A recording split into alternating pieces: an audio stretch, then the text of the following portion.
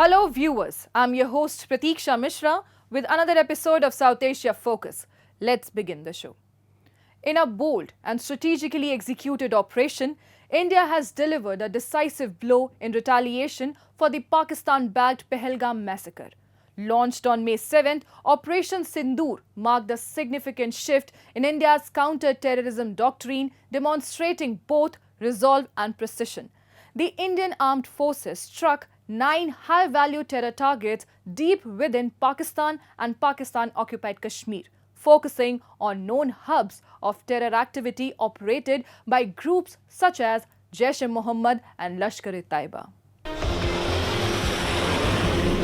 In a joint operation involving the Indian Army, Navy and Air Force, Operation Sindoor was launched in the wee hours of May 7th. Military intelligence confirmed the presence of multiple terrorist hubs linked to the April 22nd Pahalgam massacre. The strikes targeted 4 terror facilities deep inside Pakistan and 5 camps in Pakistan-occupied Kashmir, each connected to long-running infiltration operations into Indian territory. In a post-strike statement, the army released a video on X with the message, "Justice is served." List of 9 terror facility locations in Pakistan and Pakistan-occupied Kashmir that were hit. Dozens of terrorists linked to banned terror outfits Jaish-e-Mohammed, Lashkar-e-Taiba and Hizbul Mujahideen were killed in the precision strikes. Briefing the media on Operation Sindoor, Indian government officials emphasized its strategic necessity. They stated that the Pahalgam attack was a deliberate attempt to derail the ongoing efforts to restore peace and normalcy in Jammu and Kashmir.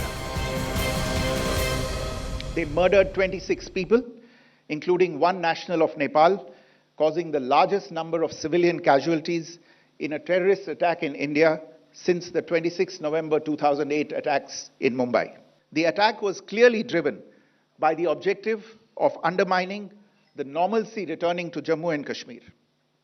In particular, it was designed to impact the mainstay of the economy, tourism, with a record 23 million tourists visiting the valley last year. The calculation presumably was that harming growth and development in the Union territory would help keep it backward and create fertile ground for continued cross-border terrorism from Pakistan. Among the targets destroyed were the Jaish-e-Mohammed headquarters in Bahawalpur and Lashkar-e-Taiba's nerve center in Muridka, both long considered untouchable under Pakistan's protection. These groups have been tied to some of the deadliest terror attacks in India, including the 2001 Parliament attack, 2008 Mumbai attacks and the recent massacre in Pahalgam. The Indian military also confirmed direct hits on Hizbul Mujahideen facilities in Muzaffarabad and Kotli, striking at the backbone of the terror syndicate. These terror hubs have served as the launchpads for decades of cross-border terrorism, shielded by Pakistan's military intelligence establishment under the guise of non-state actors. In what is being seen as a major blow to Pakistan-based terror networks, Jaish-e-Mohammed released a statement claiming 10 family members of terrorist Masood Azhar have been killed in India's airstrikes in Bahawalpur. Pakistan media had reported 14 people were killed in his house. The targeted strikes, which eliminated several high-ranking terrorists, were not the result of chance. They were the outcome of meticulous intelligence gathering, real-time surveillance, and precise, coordinated targeting. Total efficiency has been shown, and you can imagine if they had to strike at 1 o'clock, what time would they have started? How they would have started? All this thing has to be kept in mind. You have to imagine. And that is how many agencies come in, including the ground engineers, including the armament loaders, including the, of course, pilots who fly. That's a different thing. Or they're already there. Then everything, then the radar controllers who are controlling them, the air-to-air refueler, if it was required. All these things come into picture. Or AWAC in the thing, which is giving them guidance from the sky through radar. All these agencies which have worked, I personally feel, and of course our political bodies which gave the decision, tremendous job. So we must congratulate them. Operation Sindoor stunned the Pakistani establishment. Mistaking India's preparations as routine defense drills, Pakistani radar and surveillance systems failed to detect the Indian strike teams. The precision and scale of Operation Sindoor drew praise from strategic and defense circles across the country. It has been a pinpoint operation, absolutely marvelously executed. Kudos to the Prime Minister, starting from the Prime Minister to all the people involved and to the armed forces who have done a superb job. Whoever was there in the camp includes madrasas, camp includes training areas, camp includes living quarters. So precision strikes have been done with the help of missiles, and mostly Scalp missile name is coming up. And these missiles have been launched from various kinds of platforms. And what you have to understand is that the strikes have been successful. Whoever is there inside, they have been killed. So to that extent, we have taken a revenge of what happened in Pahalgam. As Indian warheads struck terror targets, New Delhi activated its diplomatic channels, briefing key allies including the US, UK, UAE, Russia, and Saudi Arabia.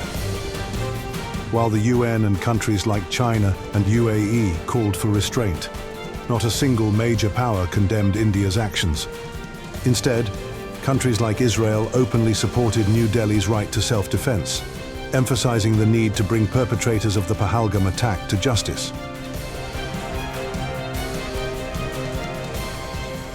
India has the right to self-defense. I think it's a very clear message from India to the rest of the world, definitely from your friend Israel.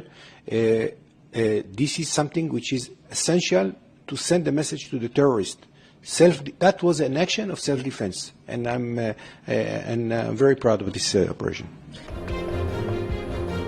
The origins of Operation Sindoor lie in one of the most gruesome terror attacks in recent memory.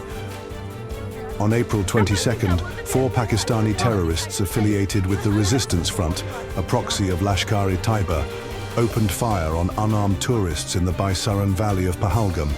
26 civilians were murdered in cold blood. As per South Asia Terrorism Portal, TRF emerged in the aftermath of Article 370's revocation. It operates largely online from Karachi, spreading propaganda, radicalizing youth, and recruiting operatives via platforms like Telegram, WhatsApp, and Facebook.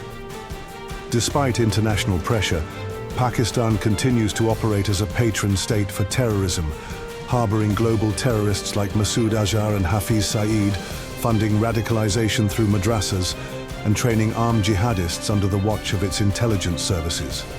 Operation Sindoor has unmasked the myth of Pakistani victimhood. It has exposed Islamabad's duplicity, one where they cry peace in New York and harbor terrorists in Bahawalpur. It's a matter of joke that Pakistan has been denying, even at United Nations. It has been denied that it doesn't have any terror camps. And on top of it, Pakistan claims that it is a victim of terrorism. So all these, the whole world knows that all these things are lies, and Pakistan is a terror harboring nation. India's vision of Viksit Bharat 2047 is driving bold economic reforms and global partnerships to position the nation as a leading economic power. As part of this mission, India is actively forging free trade agreements worldwide. The latest milestone is the historic India-UK Free Trade Agreement, welcomed by both the countries as a transformative step. This deal boosts trade, investment and job creation, aligning perfectly with India's development goals. Take a look. India's journey towards Viksit Bharat, or developed India, is marked by resilience, adaptability and a steadfast commitment to progress. As the nation moves towards 2047, the centenary of its independence, its vision is to emerge as a global economic superpower. This vision encompasses not only rapid economic growth but also social equity, environmental sustainability, digital leadership and global cooperation. It reflects India's aspiration to eradicate poverty, enhance human capital, foster innovation and take a leadership role in the global economic order. A major step in realizing this vision is India's pursuit of strategic free trade agreements, strengthening international partnerships to open new markets and boost domestic capacity. Among the most significant developments is the proposed India-US Free Trade Agreement, which could mark a historic first. This deal holds the potential to redefine global trade dynamics and position India as a trusted partner to the world's largest economy. Renowned economist Dr. S.P. Sharma, in his recently launched book India at 2047, Leading the Global Economic Order, underscored the pivotal role such global trade engagements play in India's transformation. We will be the first country to sign the free trade agreement or the bilateral trade agreement with the US economy. That will become significantly robust for the Indian economy, not only for the robust Indian economy, but for many developing economies, as India will set an example for many economies that there can be a deal with the largest economy. And we are confident that US will remain our largest trade partner, and we have already a great trade trajectory of $200 billion, around $200 billion with US, and that should continue and should double in the next 5 years with the lot of focus on the bilateral trade agreement and focus on the win-win situation for both of the countries and rational tariff structure and welfare of the economies in the both the parts. Building on this broader vision of economic transformation, India continues to place strong emphasis on expanding its global trade footprint.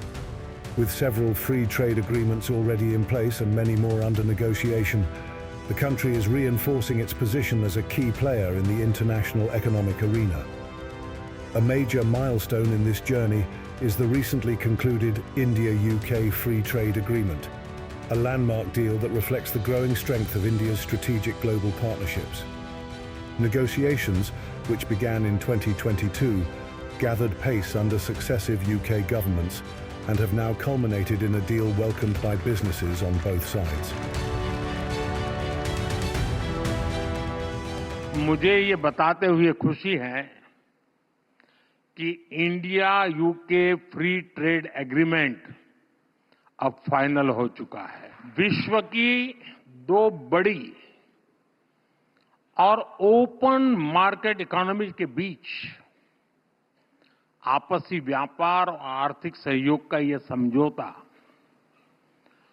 दोनों देशों के विकास में नया अध्याय जोड़ेगा। Well, this is a historic day for the United Kingdom and for India, because this is the biggest trade deal that we, the UK, have done since we left the EU, and it's the most ambitious trade deal that India has ever done. And this will be measured in billions of pounds into our economy and jobs across the whole of the United Kingdom. With the India-UK Free Trade Agreement now finalised, New Delhi has secured its 16th Free Trade Agreement, underscoring its commitment to strengthening economic ties across the globe. India's strategic push for FTAs also extends to several other regions and countries, including the four-nation European bloc, EFTA, as well as Japan, South Korea, and Australia. But these agreements do more than just boost trade. They open the door to powerful cultural exchanges and foster deeper connections between nations. The India-UK Free Trade Agreement, for example, is not just an economic victory. It is also a gateway for enhancing soft power through shared ideas, creativity, and collaboration. We have 2 million Indians in the United Kingdom, and they are the living, breathing bridge between our two nations. In recent years, we've already seen lots of cultural collaborations springing up. Recently, Ed Sheeran collaborating with Dileep Dosanjh and A.R. Rahman, which has brought a new vibrancy to the music industry. And we want to see more of that. We think that by working together, India and the UK can really be an exemplar of how you break down national boundaries and you work much more closely together and bring people together through the power of the creative industries. With strategic free trade agreements driving India's growth, the nation is accelerating towards realizing its ambitious vision for 2047. As India strengthens its global partnerships and economic presence, the future looks promising. the journey to becoming a truly Viksit Bharat is well underway, positioning India as a powerful force on the world stage.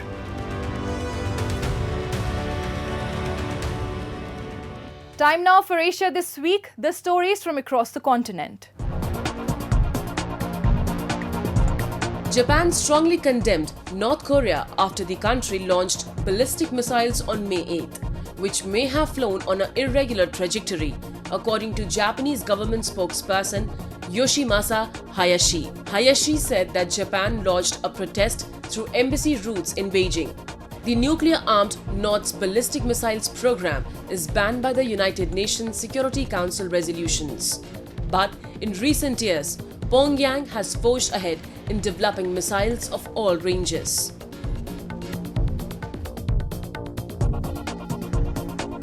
US Vice President J.D. Vance described US talks with Iran as so far so good and said there was a deal to be made that would reintegrate Iran into the global economy while preventing it from getting a nuclear weapon. Vance said President Donald Trump loathed nuclear proliferation and would be open to sitting down with Russia and China in the coming years to discuss reducing the number of nuclear weapons in the world.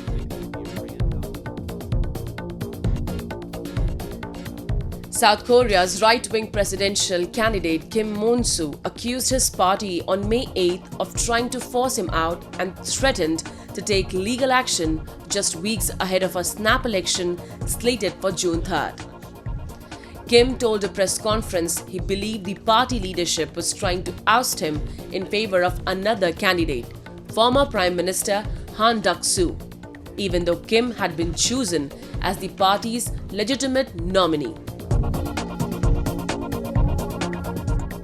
Industrial development drives economic progress. Once primarily agrarian, India is rapidly transforming into an industrial power. Initiatives like Make in India, Startup India and Digital India have fueled this growth, with industrial states emerging across various states. Jammu in North India is quickly developing into an industrial hub. Industrial development is key to India's economic independence and self-reliance, aiming to foster global leadership in technology, innovation and production. To boost this growth, special economic zones have been established nationwide. One such zone is the Bari Brahmana Industrial State near Jammu, home to hundreds of thriving industries. बड़ी ब्रह्मना industrial area की अगर बात करें तो ये 71 में ये industrial area develop हुआ था। उसके बाद यहाँ पे कुछ लार्ज स्केल यूनिट आए स्टार्टिंग में। उसके बाद जो यहाँ पे इंडस्ट्रियलाइजेशन का जो बूम आया वो यहाँ पे 2002 में आया, जब यहाँ पे ऑनरेबल हमारे late prime minister Atal Bihari Vajpayee ji ने यहाँ पे एक पैकेज दिया। उस पैकेज में नई इंडस्ट्री को भी बेनिफिट दिया गया, पुरानी इंडस्ट्री को भी दिया गया। The industrial state is home to several thriving industries, including leading cosmetics manufacturers. Natris Cosmetics, established nearly 2 decades ago, produces a wide range of products, including shampoos, face packs, serums, and more. The company oversees every aspect of production in-house, from raw material testing to the final delivery of high-quality products. Employing a large workforce, Natris Cosmetics provides skilled job opportunities, with many employees hailing from Jammu and the surrounding areas. There was a government scheme under which we started this factory at a very small scale in 2011, and our main focus was that we should develop products based on raw materials which are available locally, and try to make such type of cosmetics and formulations which we can sell to the bigger clients all over the country, and also, if possible, to export. Jammu has maintained its roots in farming and tourism while making industrial strides. The carpet industry holds a long-standing place of pride, blending traditional craftsmanship with modern innovation. Known globally for quality and design, the industry now uses computer-aided designs, and advanced machinery, significantly speeding up production. Government की तरफ से हमें काफ़ी respond है इस बारे में कि काफ़ी भी जहाँ पे भी हट्स में टूरिज़्म जो सेक्टर है गवर्नमेंट का, टूरिज़्म हट्स हैं, हाउस बोट्स हैं, तो उनमें हमारा काफ़ी माल जाता है, बाहर भी जाता है। और इस साल हम कोशिश कर रहे हैं कि एक्सपोर्ट भी कर रहे हैं, शुरू कर दिया है, तो उसमें भी काफ़ी अच्छा रिस्पॉन्ड मिलने का है। India is undergoing a significant transformation in its industrial sector, driven by digitalization, automation, and sustainability initiatives. It gains a new dimension with initiatives like Make in India and Atmanirbhar Bharat, which promote self-reliance and innovation.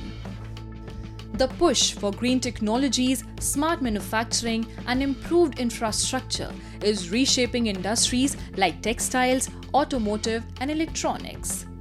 Additionally, India's focus on skill development and fostering entrepreneurship is creating new opportunities for growth and global competitiveness in the industrial sector. जब हम land allotment करते हैं, पूरी जो allotment है हम 10 दिन के लिए पब्लिक डोमेन में रखते हैं, बिकॉज ये मार्किंग सिस्टम है, ऑक्शन नहीं है बट मार्किंग सिस्टम है कि तुम इतना इन्वेस्टमेंट लेके आ रहे हो, तुम इतना एम्प्लॉयमेंट दे रहे हो, उसके हिसाब से उसकी मार्किंग करते हैं। वो फिर हम पब्लिक डोमेन में रखते हैं, तुम देखो भैया हमने तुमको गलत तो नहीं दे दिए दूसरे को। So everything is transparent, everything is in the public domain. Tax exemptions, land subsidies, and single window clearance systems across India are attracting investors. As a result, sectors like manufacturing, agro-based industries, pharmaceuticals, tourism, and hospitality are rapidly growing, creating a large number of jobs. As the Char Dham Yatra continues in Uttarakhand, the spiritual fervour is at an all-time high, drawing thousands of pilgrims from across India and beyond. With the gates of Badrinath now open and Kedarnath seeing an overwhelming response, the pilgrimage season is in full swing. This sacred journey remains a powerful testament to India's deep-rooted faith, uniting people through devotion and reverence. Take a look. The spiritual fervour in Indian state of Uttarakhand continues to swell as the Char Dham Yatra draws thousands of pilgrims from across the country. In the latest development, a significant milestone was reached as the gates of Badrinath Dham were opened to devotees, further amplifying the spiritual fervour surrounding the sacred pilgrimage. सुबह लगे थे line में और आराम से अभी दर्शन हो गए। अब हम नीचे आए हैं, दर्शन करके जस्ट नीचे आए हैं। बढ़िया लग रहा है, एकदम आनंद पूर्ति हो गई हमारी। Just days earlier, on April 30th, the portals of Gangotri and Yamunotri shrines were also opened, marking the beginning of the holy journey. The Char Dham Yatra, which encompasses 4 revered shrines in the state, continues to be a beacon for spiritual seekers, uniting people from diverse regions and faiths. Kedarnath, however, has already seen an overwhelming response. Since its gate opened on May 2nd, more than 55,000 devotees visited Baba Kedarnath in just 2 days, with numbers expected to rise dramatically as the pilgrimage season reaches its peak. The demand for darshan at these revered shrines shows no sign of slowing, underscoring the enduring importance of these holy sites in the hearts of pilgrims across the nation. दर्शन बहुत बढ़िया है, अभी इधर goosebump हो रहे हैं मुझे। मैं आया हूँ तो चल के आया हूँ, कल पूरा दिन चला हूँ, सुबह 5 बजे से शाम को 5 बजे। बच्चा भी था छोटा, इसके लिए मैं सुबह से आ गया, शाम तक पहुँच गया। To ensure a smooth pilgrimage, Uttarakhand authorities have introduced a token system for darshan, the first of its kind this year, to streamline the flow of devotees and enhance crowd management. The state government has put safety and comfort at the forefront, making arrangements that guarantee a safe, divine and orderly experience for everyone. सभी श्रद्धालुगणों को एक बार शुभकामनाएं देते हुए, सबको बधाई देते हुए कि आप यात्रा में आइए और हमने यात्रा के लिए जो कठिन परिस्थितियों में जो भी प्रबंध हो सकता है, आपकी यात्रा सुरक्षित हो। और सबसे पहले हमारी सबसे पहली सर्वोच्च प्राथमिकता है कि आने वाले हर एक तीर्थ यात्री की सुरक्षा हमारे लिए सर्वोच्च प्राथमिकता है, और उसको हमने ध्यान में रखकर, चाहे यातायात के संबंध में हो, चाहे हमारे अन्य प्रबंध हो, चाहे सुरक्षा की दृष्टि से हो, चाहे रजिस्ट्रेशन की दृष्टि से हो, सभी को सरल करने का भरसक प्रयास किया है। At the heart of the Char Dham Yatra lies an unshakable connection to India's spiritual legacy. For centuries, these shrines have drawn devotees seeking divine blessings not just from Uttarakhand or India, but also from all over the world. The devotion that pours forth here is not just about the act of visiting sacred places. It is deep spiritual journey, a reflection of India's rich culture of faith, worship and reverence. With every step, every prayer, pilgrims find themselves closer to a profound sense of devotion that transcends borders, uniting all who seek divine connection.